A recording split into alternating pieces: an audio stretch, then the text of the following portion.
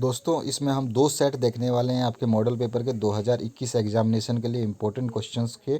तो चलिए स्टार्ट करते हैं इस क्वेश्चन पेपर को, और साथ ही साथ प्रीवियस ईयर के क्वेश्चन पेपर्स ज़रूर देखें। एमपी आप जो है महाराष्ट्र बोर्ड की तरह गलती मत करना, क्योंकि उनके जो हमने पेपर्स डाले थे उन्होंने देखे नहीं प्रीवियस ईयर के क्वेश्चन पेपर, और उनसे बहुत बड़ी मिस्टेक हो गई। उनके 2 पैसेज 12-12 नंबर के सेम एज इट इज़ आ गए, जो कि 24 नंबर दिला देते उनको आसानी से, लेकिन उन्होंने देखा नहीं और यही मिस्टेक उन्होंने कर दी।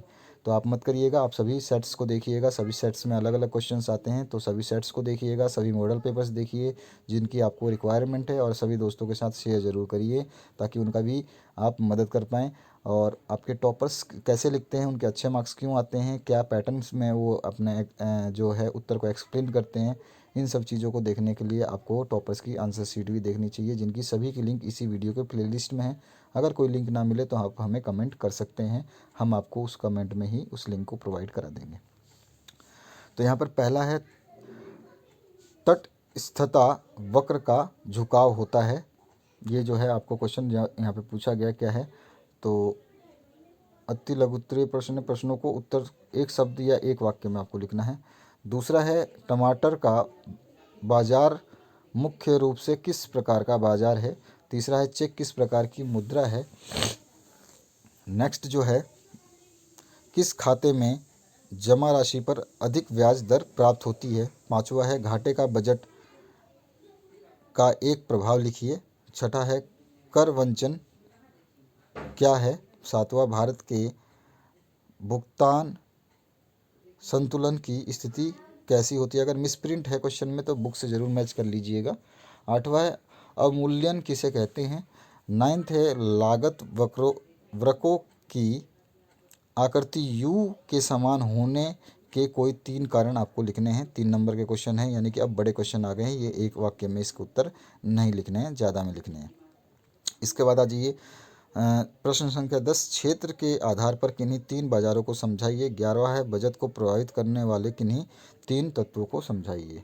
इसके बाद में राजकोषीय नीति तथा मौद्रिक या मुद्रिक होना चाहिए। नीति में 3 अंतर स्पष्ट कीजिए। 13वां है, व्यष्टि एवं समष्टि अर्थशास्त्र एक दूसरे के प्रतियोगी नहीं अपितु पूरक हैं। इस कथन को तर्क देकर समझाइए। अथवा है, मिश्रित अर्थव्यवस्था की 4 विशेषताएं लिखिए। 14वां क्वेश्चन है, उत्पादन फलन की किन्हीं 4 लक्षणों की व्याख्या कीजिए। अथवा में है, फर्म के संतुलन को परिभाषित करते हुए फर्म के संतुलन की कोई 3 शर्तें लिखिए। 15वां जो है क्वेश्चन, इसमें है आपका, किसी देश के उत्पादन से संबंधित निम्नलिखित सूचनाएं दी गई हैं। यहाँ पर जिसमें आइटम और आपके जो है अमाउंट एक तरफ लिखा हुआ है, तो इन पे क्या आपको पूछा गया है, उपयुक्त सूचनाओं के आधार पर निम्न की गणना कीजिए। तो सकल घरेलू उत्पाद बताना है और शुद्ध घरेलू उत्पाद आपको बताना है। अथवा में जो क्वेश्चन आया है इसी में, उसका भी ऐसा देख लेते हैं। यहाँ पर आपके आंकड़ों के आधार पर ज्ञात करना है आपको। तो यहाँ पे जो है एक तो आपको ज्ञात करना है निजी आय और दूसरा व्यक्तिगत आय। तो यहाँ पर भी आपको जो है आइटम दे रखे हैं, उनके रुपए दे रखे हैं। 16वां क्वेश्चन है, राजकोषीय घाटे से सरकार को ऋण ग्रहण की आवश्यकता होती है, समझाइए। अथवा है, क्या चालू पूंजीगत घाटा खतरे का संकेत होता है, व्याख्या कीजिए। 17वां क्वेश्चन है, व्यापार संतुलन एवं भुगतान संतुलन में 4 अंतर लिखिए। जब भी आपसे डिफरेंस पूछे, अंतर बताने को पूछे, तो टेबल बना कर बताइएगा। उससे क्या होता है कि एग्जामिनर को आसानी से समझ में आता है और वो पूरे मार्क्स दे देता है। उसके बाद अथवा है, भुगतान शेष में असंतुलन को ठीक करने की किन्हीं 4 उपायों को लिखिए। उसके बाद में 18वां जो क्वेश्चन है, इसकी बात करें तो एक अच्छे मुद्रा पदार्थ के कोई 4 गुण लिखने हैं। अथवा बैंकों के कोई 4 महत्व लिखिए। 19वां है, मांग के नियम के अपवादों का वर्णन कीजिए, कोई भी 6। अथवा है, उदासीनता वृक्कों की किन्हीं 6 विशेषताओं की व्याख्या कीजिए। 20वां है, उपभोक्ता संतुलन से आप क्या समझते हैं, उपभोक्ता संतुलन की मान्यताएं एवं दशाएं स्पष्ट कीजिए। अथवा है, उपभोक्ता का बजट सेट तथा कीमत बजट रेखा की संक्षिप्त में आपको समझाना है। उसके बाद 21वां है, कुल औसत एवं सीमांत आय को एक काल्पनिक तालिका द्वारा रेखाचित्र की सहायता से समझाइए। अथवा है, परिवर्तनशील अनुपातों के नियम की व्याख्या रेखा चित्र की सहायता से कीजिए। 22वां जो क्वेश्चन है उसकी बात करें तो यहाँ पर है पूर्ण प्रतियोगिता तथा अपूर्ण प्रतियोगिता बाजार में अंतर लिखिए। किन्हीं 6 बिंदुओं पर लिखना है आपको। अथवा है एकाधिकार एवं एकाधिकारी प्रतियोगिता में अंतर स्पष्ट कीजिए, किन्हीं भी 6 बिंदु पर। और 23वां है भारत की राष्ट्रीय आय में धीमी वृद्धि के 6 कारण को समझाइए। अथवा है सकल राष्ट्रीय आय का आशय लिखिए तथा राष्ट्रीय आय का महत्व लिखिए कोई 4। 24वां जो क्वेश्चन है अत्यधिक मांग के किन्हीं 6 प्रभावों को समझाइए। अथवा किन्स के सिद्धांतों की किन्हीं 6 आलोचनाओं को लिखना है आपको। सेट नंबर 2 देखते हैं इसमें कौन कौन से क्वेश्चंस आए थे। तो चलिए इसमें जो इम्पोर्टेंट बताए गए हैं उसको देख रहे हैं। तो उपभोक्ता की बचत का आधार क्या है।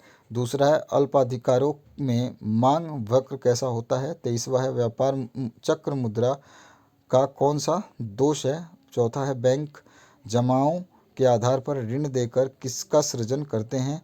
5वां है प्रत्यक्ष कर के 2 उदाहरण आपको लिखने हैं। छठा है दृश्य मदों से आप क्या समझते हैं या क्या आशय है ये बताना है। 7वां है व्यापार संतुलन किसके बराबर होता है। और 8वां है आर्थिक विकास के लिए कौन सा बजट उपयुक्त होता है। 9 क्वेश्चन जो है वो है कीमत विश्लेषण में आगमन धारणाओं को कोई 3 महत्व लिखने हैं के कोई 3 महत्व लिखना है, मिसप्रिंट सा है। 10वां है एकाग्रित प्रतियोगिता की कोई 3 विशेषताएं लिखिए। और 11वां है सीमांत बचत प्रवृत्ति को समझाइए। और 12वां है समग्र मांग के कोई 3 घटक लिखिए। 13वां क्वेश्चन है उत्पादन संभावना वक्र नीचे की ओर ढाल होता है क्यों, ये आपको बताना है। और अथवा में है समष्टि अर्थशास्त्र के कोई 4 महत्व लिखिए। और 14वां जो क्वेश्चन है निम्नलिखित तालिका श्रम सीमांत उत्पादन अनुसूची देती है। यहाँ यह भी दिया गया है कि श्रम का कुल उत्पादन शून्य है। प्रयोग के शून्य स्तर पर श्रम के कुल उत्पादन तथा औसत उत्पादन की अनुसूची की गणना कीजिए, जो यहाँ पे आपके सामने टेबल में दे दी गई है। इसके बाद आ जाइए नेक्स्ट क्वेश्चन की बात करें तो यहाँ पे पूछा गया फर्म की अल्पकालीन सीमांत लागत अनुसूची निम्नलिखित में ही गई है।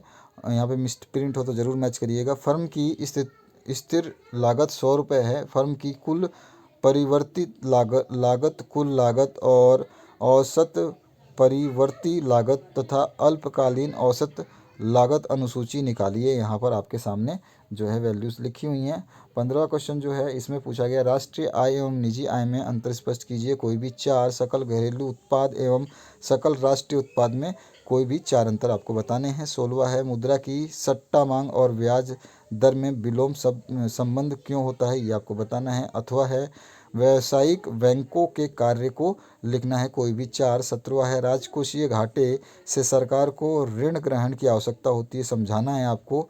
अथवा में है बजट की प्रमुख विशेषताएं कोई भी 4 बतानी है। 18वां जो है भुगतान शेष में असंतुलन को ठीक करने के उपायों का वर्णन करना है, कोई भी 4 को वर्णन कीजिए। अथवा में है स्थिर विनिमय दर के पक्ष में कोई 4 तर्क दीजिए।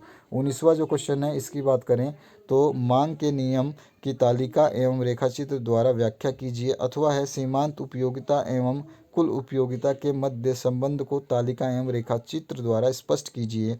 20वां क्वेश्चन है मांग की लोच की माप की प्रतिशत या अनुपातिक विधि को समझाइए। अथवा में है मांग को प्रभावित करने वाले प्रमुख 6 तत्वों को समझाइए। 21वां है उत्पादन फलन को परिभाषित करते हुए पैमाने के बढ़ते प्रतिफल एवं पैमाने के घटते प्रतिफल को रेखाचित्र सहित समझाइए। अथवा में अल्पकाल की संकल्पना को परिभाषित कीजिए। कुल उत्पादन औसत उत्पाद तथा सीमांत उत्पाद की अवधारणा को समझाना है। 22वां जो क्वेश्चन है इसमें पूछा गया मांग के परिवर्तन का संतुलन मूल्य पर क्या प्रभाव पड़ता है, रेखाचित्र द्वारा समझाना है। इसमें थोड़ा सा जो है आपका स्पेलिंग मिस्टेक है, यानी कि वर्ड मिस्टेक है। अथवा में है बाजार मूल्य का अर्थ लिखिए।